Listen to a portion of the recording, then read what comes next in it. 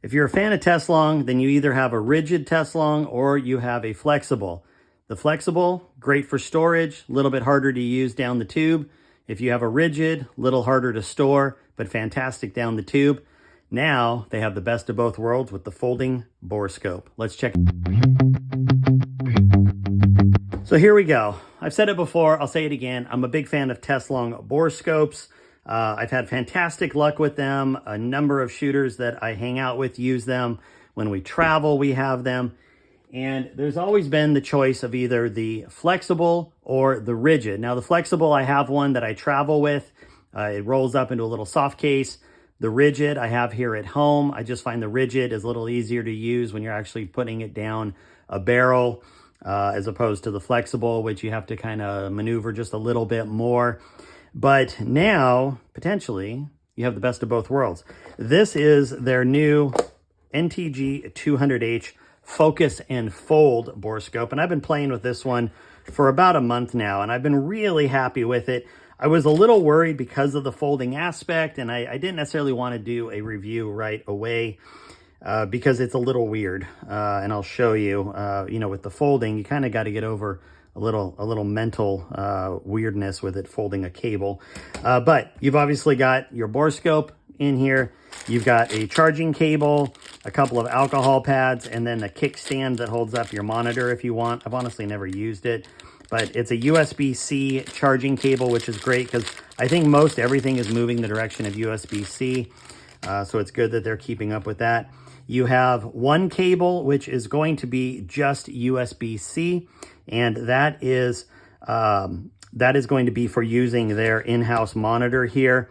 And then you've got the other cable, which is going to be for hooking up to a computer, and that one is going to have a flexible adjustable brightness here, and then it's got a USB-C connector or a USB, or you can flip this thing. I'm horrible at doing this, but there's a way to flip this one out, and then it's micro USB. So it gives you 3 different connectors here, and you can plug that in. I don't honestly ever use this on mine, so it's just not something that I use. But I do use this, and I do use their monitors. And then you get the mirror kit, which I think the mirror kit's been one of the biggest things as I talk to people who have these over the last couple years, I'd say, as the mirror kits become more and more popular. This really gives you the tightest fit possible without having to make a lot of adjustments. And I'm going to show you something really cool about this compared to the other Teslongs.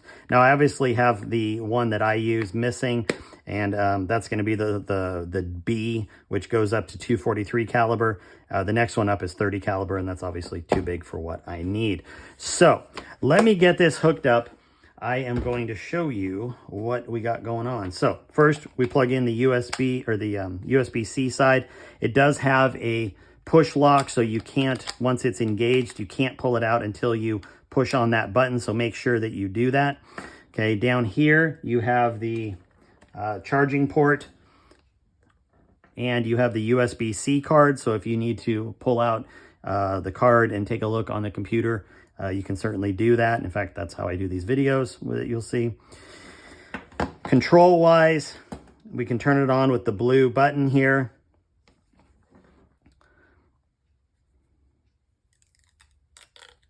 I just like, even on my other ones, I tend to leave these little covers on as long as possible. But once it's on, it's going to say no camera, obviously. So let's go ahead and hook up the camera real quick. And I'm not really looking for a picture at this point, although if I wanted to, I could just pull my little safety cap off and you'd be able to see. So on the pad over here, we have the little camera, and that's going to start video or take pictures. You can hear it taking pictures. If I hit the M button for mode, I can then go to video. I would hit this and that would start recording. And then I can hit it to then turn off the recording. And the last one is going to be a review of whatever you've saved, pictures or videos. The little light here, the brightness, that obviously indicates the brightness adjustment. There are 3 brightness adjustments and an off if you need to for some reason. This up and down while you are in viewing mode here, actually it changes the orientation of the camera, and it makes more sense when you're inside of something like a barrel. So I'll show you here once we're inside. And then we have the settings button, which you can use, again, the up and down buttons and the OK for if you need to. And if you hit it again, you get more menu here, like auto shutdown. If you want to have it shut down automatically after 10 minutes because you might forget. If you want to set the date, time, format it, stuff like that, you can certainly do that as well. And then there is the under video, there is one option. If I hit this and I go back and I choose camera here and then go to settings, now I can choose resolution and date stamp. And then if I go out of the settings and hit mode again to video and go to settings, I can again choose resolution and sound recording for each of those. So I think that's a really great thing that you can choose different functions for either photo or video. And it makes perfect sense. Other than that, there's really not a lot to this tablet. It's pretty simple, which I like. It gets the job done, and that's really all you can ask for. I've had probably 4 or 5 of these in the last couple of years now, and I can tell you I've dropped them, I've dropped solvent on them, I've dropped them on the floor. Like I've abused them pretty hard, and they just continue to work. So I've been really happy with that. Like I said, I tend to leave the one that the little monitor cover that they put on here as long as possible. But when these have worn off, I've just used a modified iPhone cover that sort of fits, and I just cut it to fit. But I do like keeping it covered because stuff does get on there on occasion. So the actual folding aspect, let me turn this off real quick. So it's got a little clip here that is going to hold the folded end. You have the measurement holding place. This is like a rubber piece, so you can hold it, and there's a graduated scale on the thing. It's really hard to see on camera, but if you want to see how far into the barrel you are, you can certainly do that there. And then here's where it goes. It folds in half, and you can see it's a little stretchy. And then once you have it there, you're going to twist it, and that is going to now lock it in place. So it is threaded right there. And then here's what makes it really special. Right here in this section, you have a focus. Now, this is something that's never been seen on a Teslong before. In fact, in the past, you would have to take your mirror piece and you'd have to kind of finagle it in and out. You'd unscrew it a little bit, put the lock ring up, see how it looked, move it out, move it in. You'd have to really mess with it. And if you had different calibers that you were looking at, you were constantly having to remember what your settings were for those different mirrors. So, for me, it was really only one of those settings that I had to worry about. So I wasn't too worried about it. But for other people, you definitely would have a problem there. What I like about now that you have this focus ring is that you just tighten the mirror all the way down, and you know that it's always in the ready to go position. So let me pull out a barrel. We'll just take a look down a barrel by itself. It's not on a gun or anything, or it's just a metal tube. And we're gonna send the scope down, and I'll show you what it looks like inside, and we'll go from there. And here we go. So what I wanna do is first I wanna go to mode, and I'm gonna turn on video, and then I'm gonna go ahead and hit the little camera button to start recording. But before I do, I wanna make sure my resolution is set. So on this particular case, I can only do 1280 by 720, so that's fine. Sound recording, I'm gonna go ahead and turn on, and date stamp I don't really care about. So I've got my settings there. Now we're going to come out of them. I am still in video mode as indicated by the little video camera looking thing here. And I'm gonna hit the camera button, and now a red timer is going to start. So what I wanna do is I'm going to put this in, and I'm going to show you, and you'll see here on screen, I've got the actual video going up. So you can see as we go in, it looks pretty blurry. So what I want to do now is right here is my focus ring. So watch this. Boom, focus. Now this part of my barrel is pretty dark. If we go somewhere brighter, you'll see here.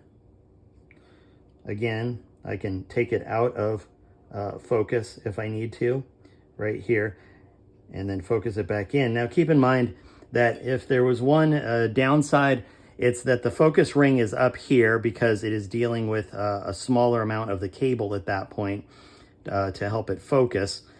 So you need to make sure that when you are you know, like the focus isn't going to change inside a barrel. If it's focused in the first 6 inches, then it's going to be focused at the next, you know, 12 or 18 inches. So just make sure that you get it set where you want it focused like you see here. And now anywhere along the barrel is going to be beautifully focused like that. As we talked about on the monitor, and I'll just show you here, if we push the up button, that's going to zoom. So that's 1.3, 1.5, and then back to normal. And then if we go down, it's going to show the opposite. It's going to flip the image basically.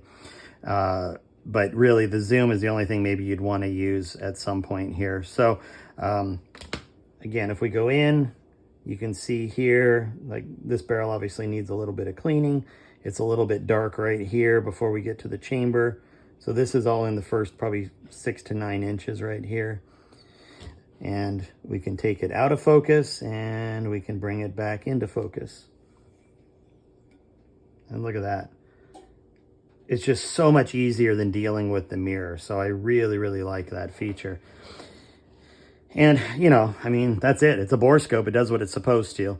And the other thing that we talked about, and one of the reasons I waited to do this review is right here, this right here. Now, there's a little bit of spring to this, okay, because it has to fold over. And I've done a bunch of testing folding this over. Now, again, I've had it for a month. You know, I'm sure over years and years of use, maybe something would change. But I don't think most people are going to fold this up like a ton of times. You know, people are going to bring it out, they're going to use it, they're going to put it away, and then that's it to it. Now, for me, I actually leave it put together, and I've got a little spot under my bench right here, actually, and so it can stay put together the whole time. So it's almost never going to come apart, and so that's an advantage for me there. If you have that at your bench, that's great. So, you know, price-wise, this actually comes in less than the bigger 500 rigid unit, because that's over $200. I think that's like $230 or something.